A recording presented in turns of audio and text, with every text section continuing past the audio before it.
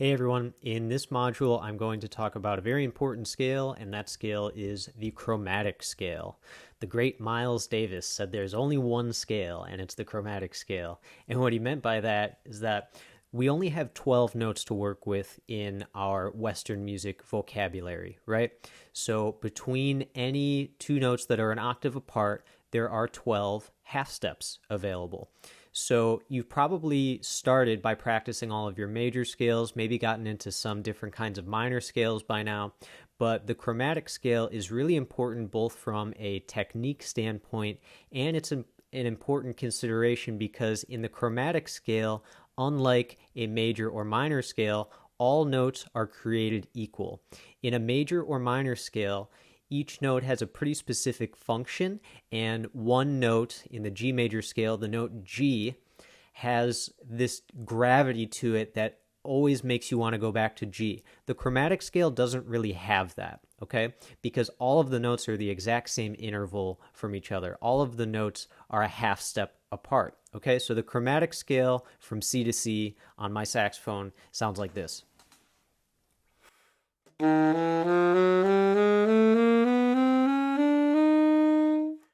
Back down.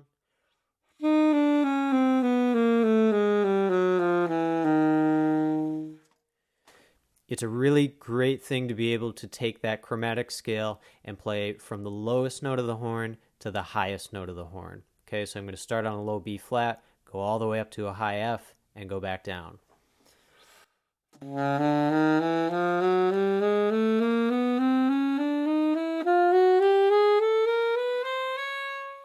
That was 2 full octaves. I'm going to keep going up.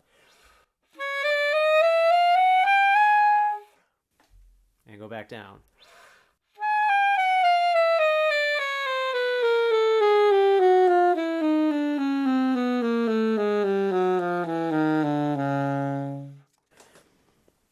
Okay, one of the reasons I chose to make this module is because there are a couple of alternate fingerings that are important to consider when playing the chromatic scale. They're going to make things a little bit easier, they're going to make it a bit cleaner, and it's going to eliminate some room for error here. So the first one that you'll run into is the chromatic fingering for F sharp in either octave, high F sharp or low F sharp. That fingering is done using F plus they call it the fork key that you hit with your ring finger on your right hand. Okay, so take a minute on your saxophone. It might look a little bit different than mine.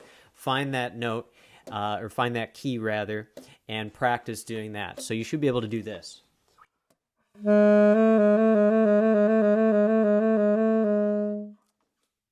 Either octave.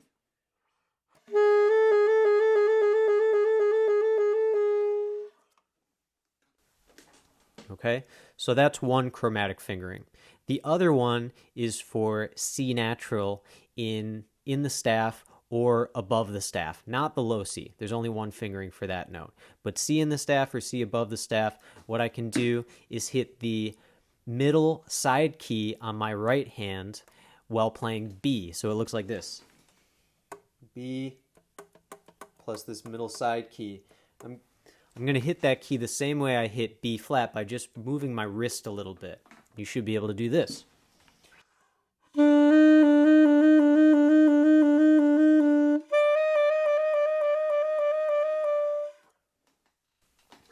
So in both of those places, we're eliminating the need to flip 2 fingers back and forth.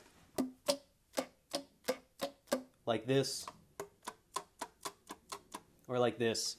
Saxophone players don't like to do that. There's a lot of room for error in that movement. So there's a fingering chart attached to this module. So if you're unclear on these fingerings, consult the fingering chart, and you should see alternate fingerings for both of those notes, F sharp and C natural, next to the standard fingerings that you were probably taught first. If you have any questions, feel free to let me know. Practice your chromatic scale with those alternate fingerings and send me a recording of it. See you in the next training.